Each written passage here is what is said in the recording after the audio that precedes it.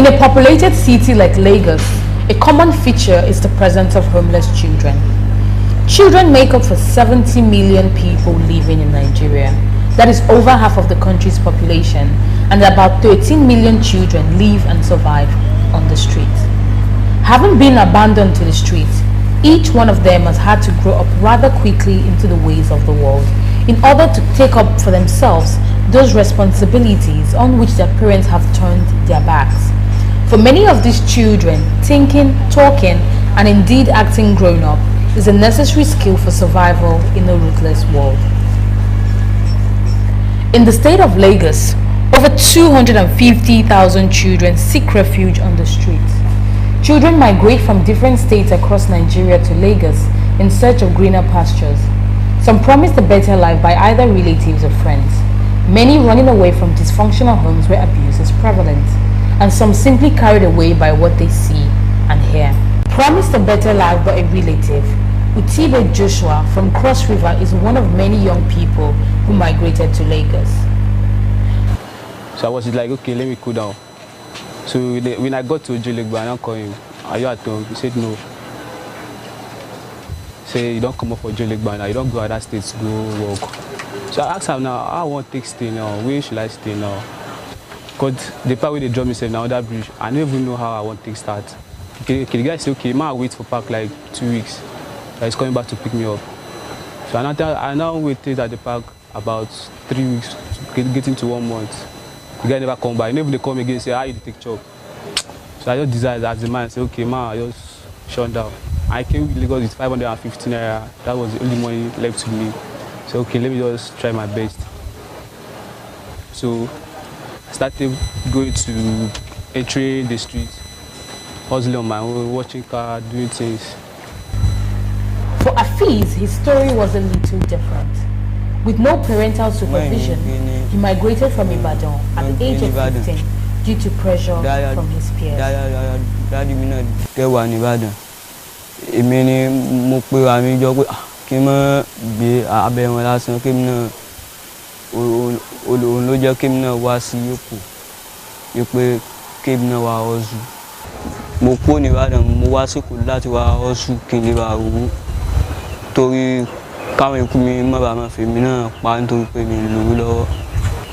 So bakery to wà ní Ojuelegba ibi bẹ́ẹ̀ ni mo sùn. Education is a right for every child, but for Edu Chidera, whose parents were unable to pay for his education, moved to Lagos from Enugu to see if he could secure enough money to fund his education. So more, all the campaign actually gave me go come work. So more says can. So more says can be over there no come. Otunge si ngote go abulu no mabu na ngote go abu na nga agwa ko. Ngo sheta ko. So na Lagos na so ya kan nogide no. Nse ka gbaite ba so ka gbaite se onwolo de meba. Wo nwanne man lo de ba. Tazi amiri from then na fuzu ego njeri nne. So anokataze mu anoro zo nwezo so neso de ndo muzina lalu befa sometimes lalu na bus stop sometimes lalu ni moto. So na ya kono only na no just us no. We nke onwe moto load anati ego. Kan nobody ajili we na attach kwa na ko di ko na me. Faced with harsh conditions on the street, they seek alternative ways to earn a living. This street exposes them to vices and different forms of oppression. The system meant to protect them becomes their worst nightmare. They are then forced to seek protection from street lords.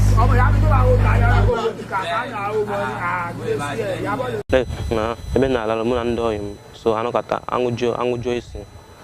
So angujo isi mos na ga nog. So and that nog wa na kwasa boto. Na and nke buzin so bu na buna. O ni na nwa. Onwolo nke bu bote madu. On maka na ama sometimes. So na so na so na no kita ama na ezoro nwe meze. ebe a nọ bejon sị ọ bụla ofu ụgbọ a na-agba ka mụ na-agba sometimes na-abụ sị anyị nọlụ ebe a na-alalụ sị mụ sị ụgbọ ịzọ anyị basef nke sị amalụ na ife na-eme n'ụgbọ nkwa so anyị nọlụ ndị polisi na-abịa kpọrọ anyị nke nọ one day so ogbe mbata mụ asị ya ma ọ dị ụgbọ ọ just ọ m bịa direct m ka m bịa ebe ahụ so nọlụ ebe a na-esi ya na street so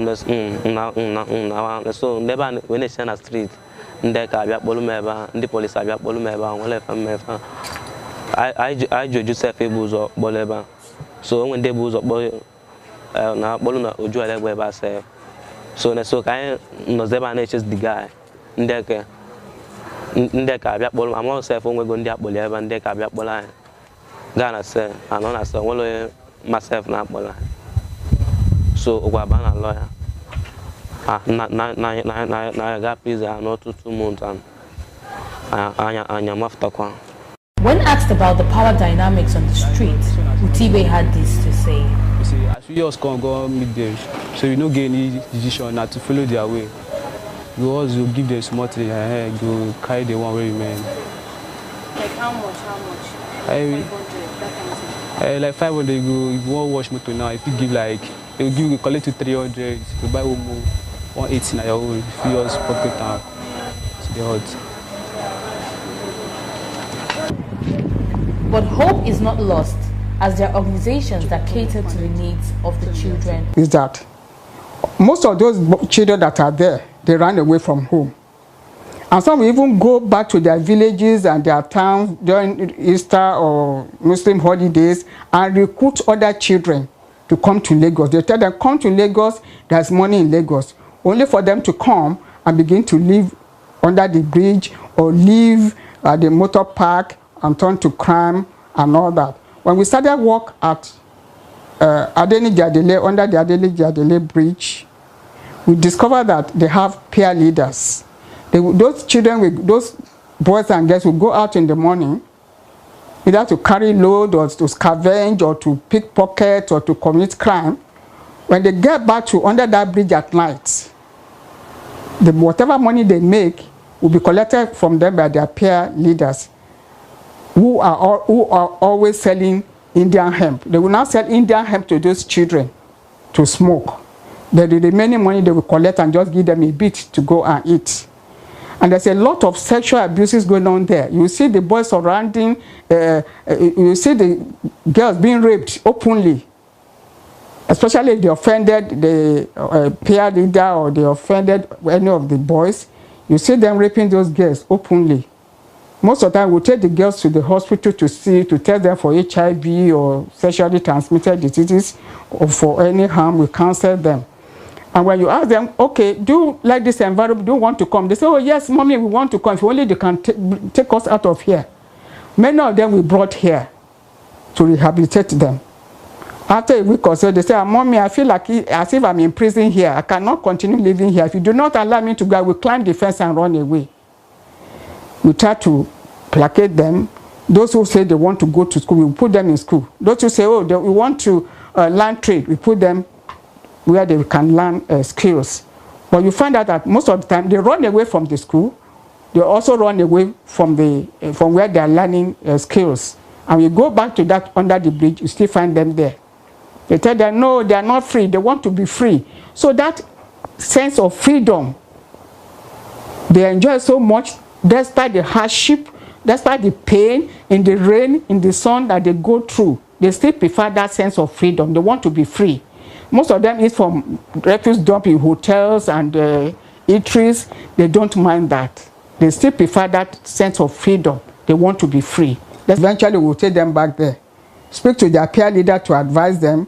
They say, no, these children, they don't want to go. And the peer leaders are encouraging them to stay out there because they are working for those peer leaders. As of the mission, really, and our passion is to cater for those street children and see that not many children are really on the street. We have more children on the street than in the school, and it should not be so.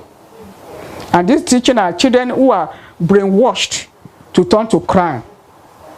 they pickpockets, they are into drugs, they are into sexual abuse, they are into all sorts of things. And these are children who will grow up in future to become criminals. And nobody is doing anything about it. We drive along in our air-conditioned cars, vehicles. We see those children in the rain, the sun, scavenging or begging on the street. We think it's not our business. It's those children who will grow up in future and turn to armed robbers that will be disturbing their children that are pampered and put in a comfortable environment. So I think this solution to street children is not one person's problem, it's everybody's problem. And you cannot say, oh, it's government's problem. It's not government problem, because when the problems come, it will affect the populace. They can't even get near where the governors are anyway. It's the populace that they be robbing, that they be assassinating, that they be doing all sorts of things too. So we should really do something about to see that these children are off the street before they turn to crime, before they become hardened criminals, kidnappers, hired assassins, armed robbers.